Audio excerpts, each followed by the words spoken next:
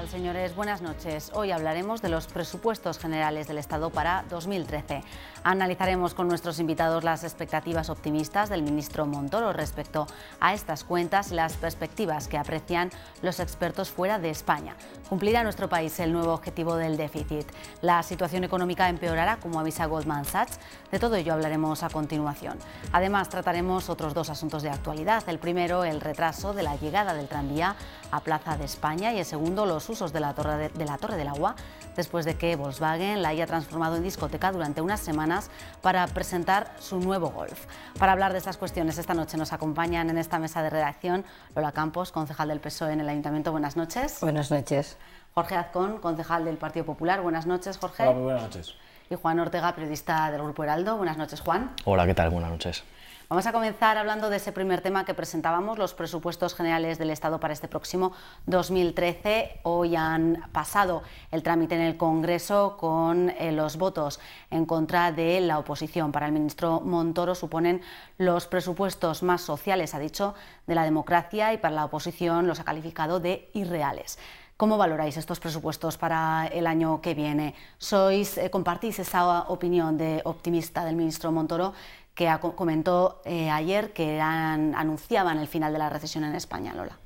Bueno, yo no puedo compartir el optimismo del señor Montoro, pero me gustaría que acertara. O sea, siempre lo he dicho, yo creo que es el gobierno de todos los españoles y ojalá acertara en sus pronósticos. No viene acertando tampoco él, pero para empezar, decir que los presupuestos son los más sociales, lo que no ha dicho es en qué son los más sociales. O sea, ha dicho que son unos presupuestos maravillosos, tampoco ha dicho dónde está la maravilla.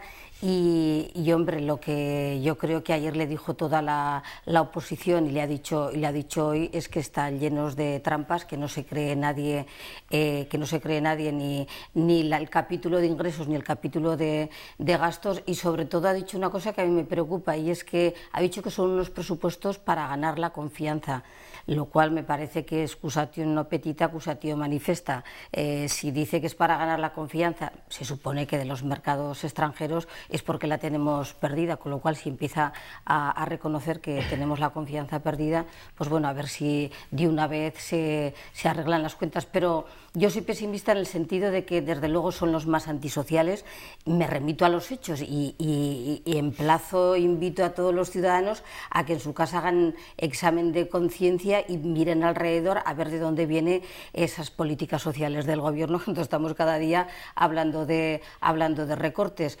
Y respecto a la aprobación, sin contestar a cuestiones, pues no ha contestado, por ejemplo, si van a subir las pensiones o no. O sea, han sido unos presupuestos de trágala. Tengo la mayoría absoluta, hago lo que quiero, oídos sordos al resto, y sobre todo una cosa, miento. Decir que los presupuestos son los más sociales y decir que nos van a ir sacando de la crisis, yo creo que es una mentira solemne. Jorge, ¿qué valoración haces de estos presupuestos?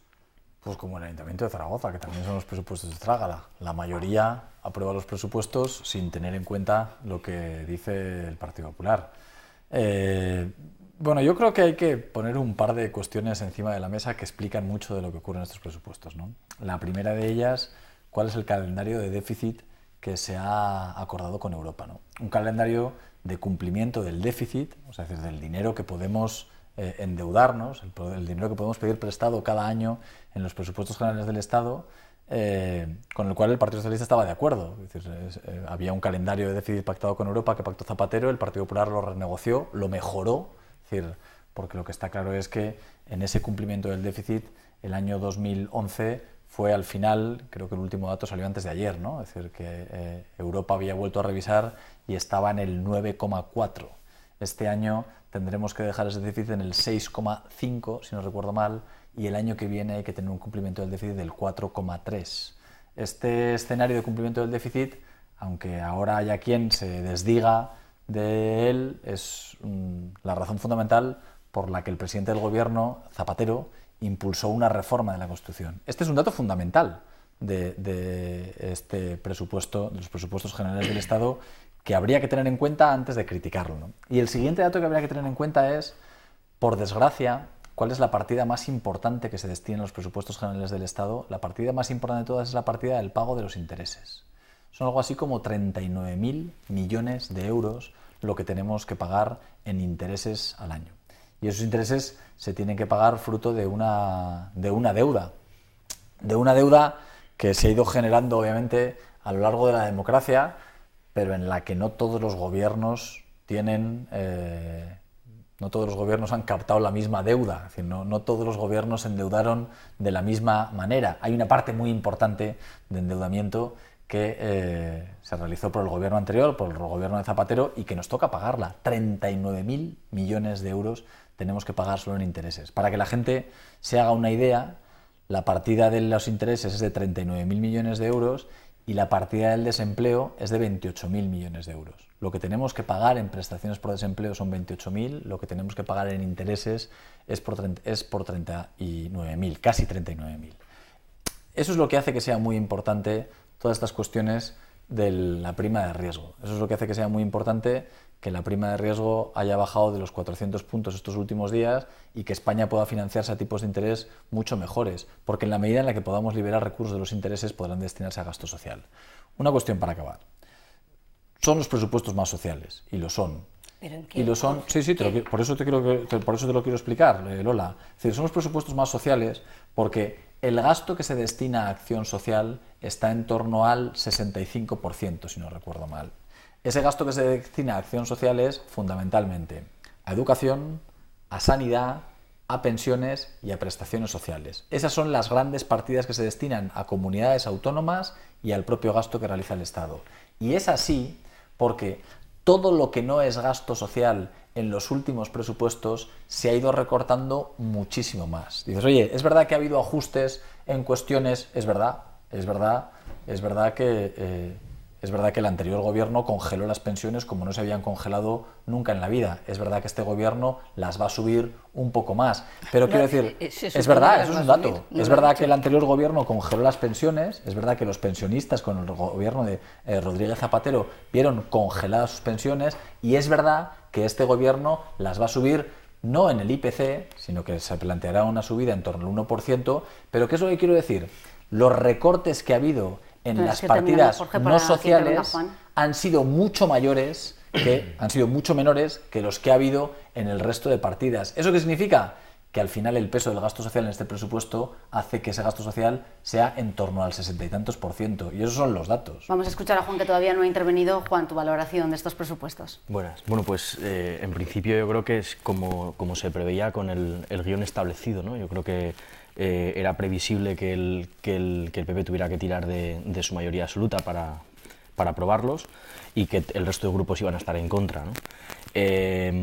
Es cierto que en el escenario en el que nos movemos y con las exigencias de Europa, hoy algún tertuliano comentaba en alguna radio que si estos presupuestos venían escritos en alemán, ¿no? Haciendo un poco una ironía de lo que describía Jorge, ¿no? Esa es la realidad. Me parece muy triste que esos 39.000 millones sean la principal partida o uno de los capítulos más importantes de estas cuentas, ¿no?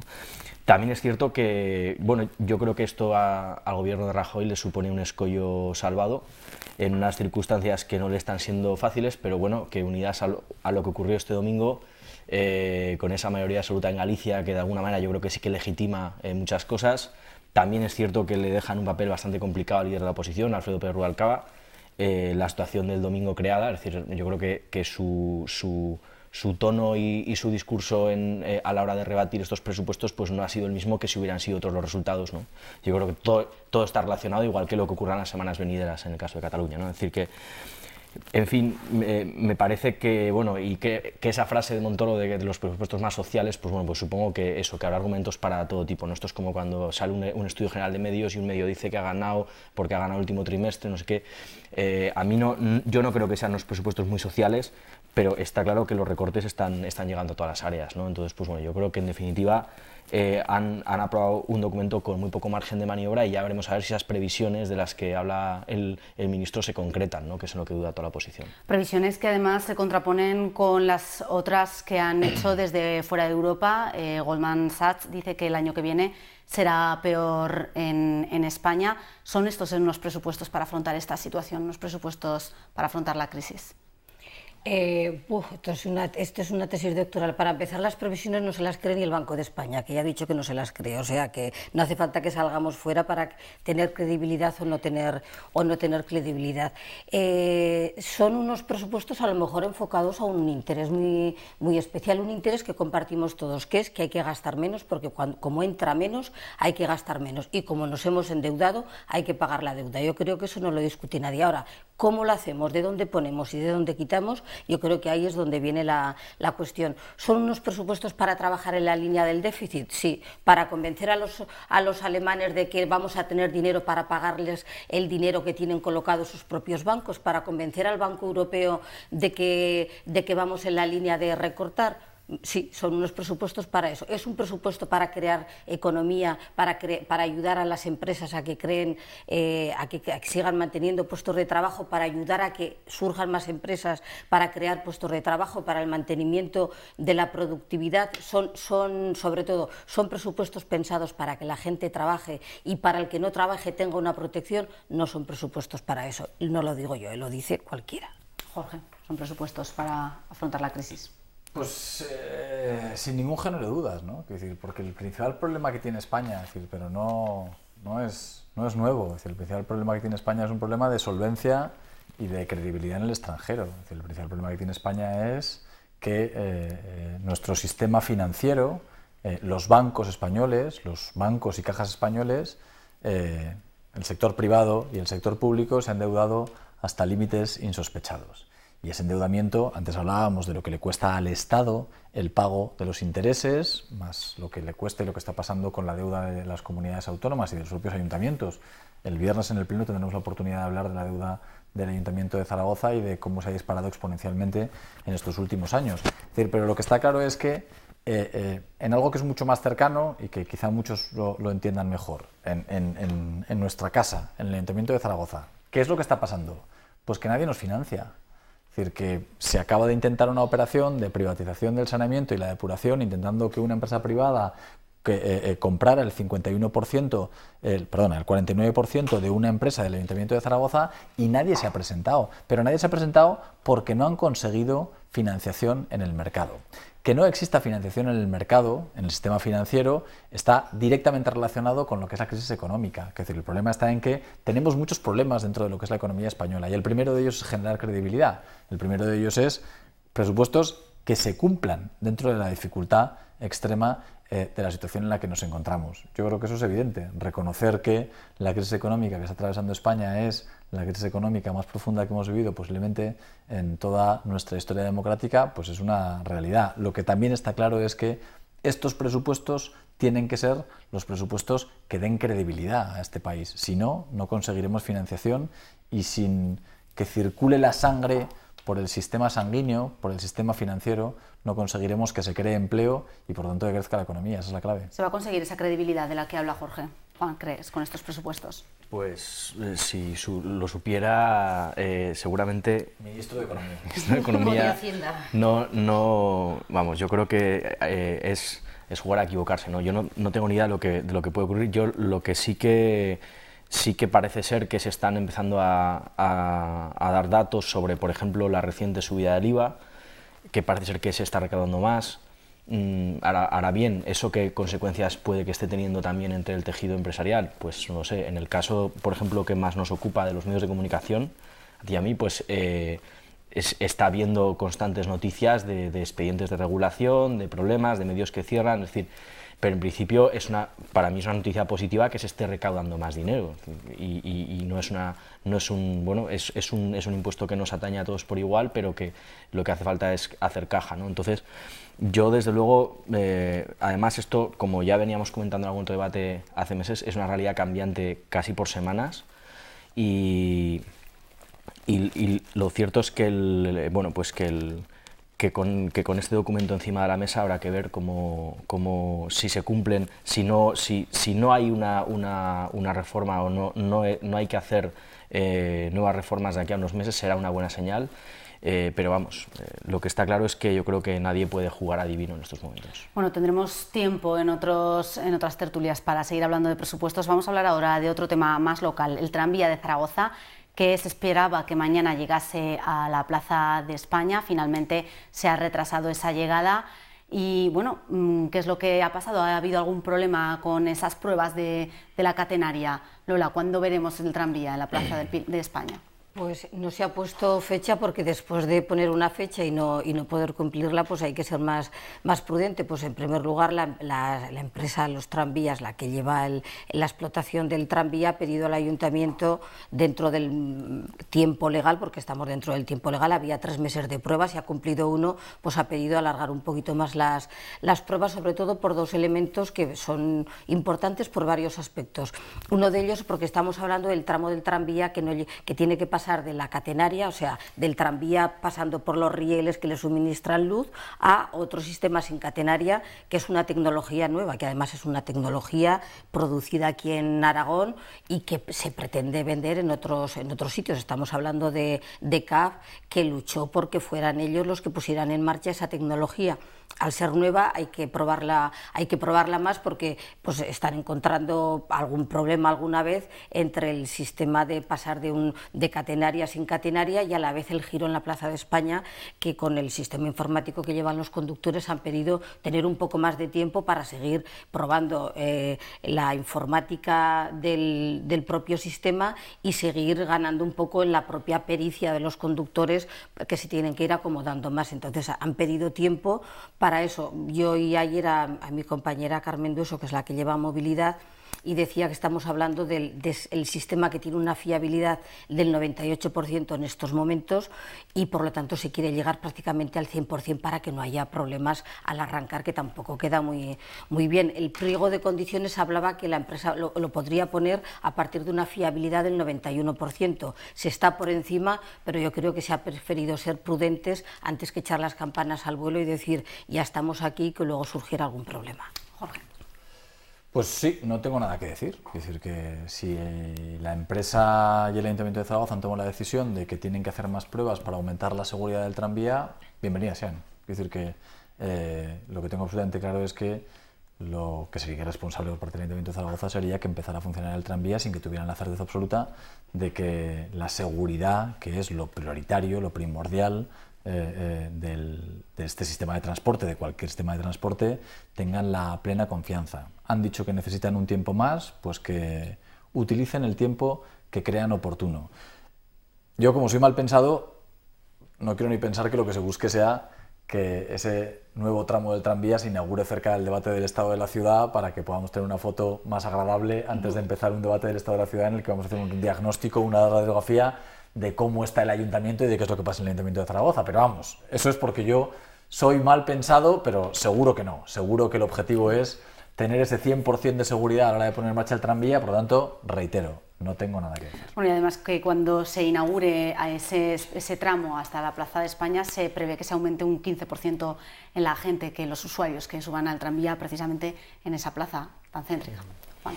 Sí, bueno, yo tampoco quiero ser mal pensado. Yo lo que sí que me ha sugerido cuando esta información ha salido a la luz es, bueno, si quizá el alcalde no se precipitó un tanto a la hora de poner esa fecha, ¿no? Y bueno, en fin, las declaraciones de la señora Dueso, si es que fueron así, ella hablaba de que hay ciertas incidencias que no son problemas, ¿no? Bueno, no sé hasta qué punto una incidencia no es un problema o sí que lo es. En todo caso, si son cosas de poca monta, porque por lo visto es cuestión de días o de un par de semanas, es lo que han dicho. Yo, la verdad es que el sistema...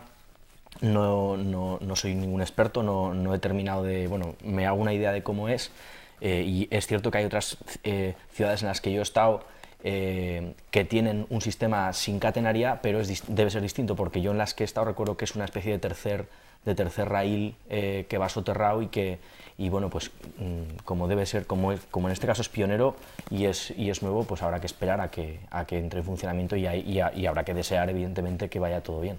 Bueno, estaremos pendientes de cuando llega el tranvía a la Plaza de España para seguir hablando de este tema. Ahora abordamos otra cuestión, esos nuevos usos que se le está dando a la Torre del Agua de Zaragoza, del recinto de Ranillas.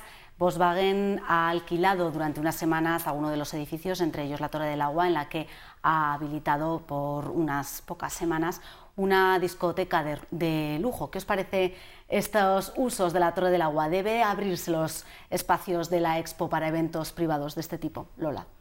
Bueno, pues yo creo que aquí hay dos fases. Una en esta fase de momento de inactividad que estaban algunos de estos edificios, y otra cosa es lo que se haga en el futuro. Si en el futuro pues se hace en la Torre del Agua un museo de interpretación de la ciencia o lo que se haga, pues si tiene ya unos usos permanentes no será. Pero entre tanto a mí me parece una buena noticia. Hay que decir que Volkswagen en este caso nos ha hecho, yo creo que nos ha puesto en el mundo, y está bien que vengan 15.000 personas a lo largo de 2 meses, que cada 2 días aterrice un avión en el aeropuerto con 400 personas y luego que no cuente todo lo que va a hacer y que tengamos que descubrir que ha montado una discoteca. Pues bueno, a mí me parece que es una anécdota que tampoco va mucho más allá. Prefiero quedarme con la idea de que hemos sido elegidos como escenario de una marca internacional para presentar su modelo, que hay una empresa de catering trabajando, que hay unos hoteles que se están aprovechando, que el Palacio de Congresos de Zaragoza pues tiene asegurada yo creo que su rentabilidad o su cuenta de resultados este año y el siguiente a cuenta de esto, que hay una empresa de autobuses que está también trabajando, que hay una serie de proveedores que están aprovechando esa situación, que el aeropuerto de Zaragoza va a tener este año buenos resultados a costa de estos viajes que llegan de distintas ciudades alemanas, y que luego utilice unos días para una fiesta privada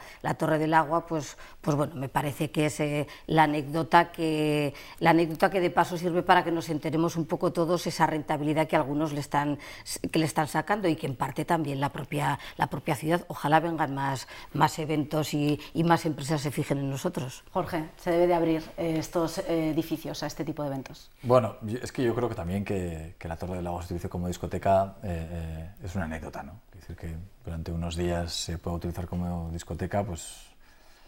¿Han invertido mucho dinero en esa discoteca, en ese espacio? Yo lo que siento, María, es que no nos inviten, ¿no? Es decir, que yo he visto las fotos, se lo digo de verdad, yo he visto las fotos en el Alto de Alagón y la verdad es que tiene buena pinta, ¿no? Es decir, que a mí, sobre la anécdota de que la Torre del Agua sea una discoteca, lo que me apetecería es un día ir a verla, ¿no? Es decir, por aquello de probarlo, ¿no?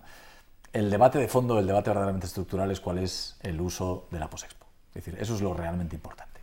Y que ahora venga una empresa y coyunturalmente la utilice como discoteca, pues eso es una anécdota. Pero el problema es que cuando se vaya esta empresa y deje de utilizarse como discoteca, la Torre del Agua seguirá vacía. Y no solamente es la Torre del Agua, sino que la Torre del Agua es el pabellón puente y es otras muchas infraestructuras, cacahuetes, que se unieron como la Expo. Y que en su día se planteó que la Posexpo, que ya sabíamos, habíamos vivido Sevilla, habíamos vivido otras exposiciones universales, que ya sabíamos que era un problema, y aquí se vendió como la principal virtud, es decir, aquí no iba a haber ningún problema porque la Posexpo estaba perfectamente planteada. Pues estamos viendo que la Posexpo y muchísimas de las infraestructuras que se hicieron para la Expo nos las tenemos que comer con patatas y nos está costando pues mucho dinero mantenerlas, ¿no? Ese es el verdadero debate y ese es el estructural. El de la discoteca, pues que a ver si nos ven y nos invitan. Juan. Yo por un lado entiendo a Jorge y hasta me uniría, pero por otro lado... A la invitación. Sí, a la invitación. Pero por otro lado, yo creo que en cierta medida es un poco todo esperpéntico, el presente de Ranillas es esperpéntico. Lo que ha ocurrido tristemente con eso está claro que también es cierto en descargo de lo que se hizo previamente a la Expo y cómo se planificó la Expo, que nadie imaginaba que además justo yo creo que casi coincidiendo con los últimos días de la Expo venía la que venía, ¿no? En la que estamos todavía inmersos. Pero hombre, a mí la verdad es que se monten fiestas privadas a pesar de todos los réditos económicos que eso pueda conllevar, que se monten fiestas privadas en un espacio que debería ser ocupado ya para otras cosas. Ese entretanto del que habla Lola, es verdad que habrá que ver en qué acaba convertida la Torre del Agua, pero ya llevamos bastante tiempo desde que ha terminado la Expo y eso sigue todavía sin hacer o sin ocupar, ¿no? Y como la Torre, como decía Jorge, un montón más de infraestructuras de lo que hay allí, ¿no? Por lo tanto, es cierto, es una anécdota. A mí no me hace excesiva gracia, a pesar de que las fotos te dan muy buena pinta. y bueno, pues yo lo que espero es que se decida pronto el futuro de toda esa zona, porque la verdad es que a mí me parece un poco triste que quede como está ahora. Bueno, con estas reflexiones tenemos que irnos, se nos ha acabado el tiempo del programa. Muchas gracias a los tres por habernos acompañado. Nos despedimos. Mañana estaremos de nuevo con todos ustedes aquí en Mesa de Redacción. Buenas noches.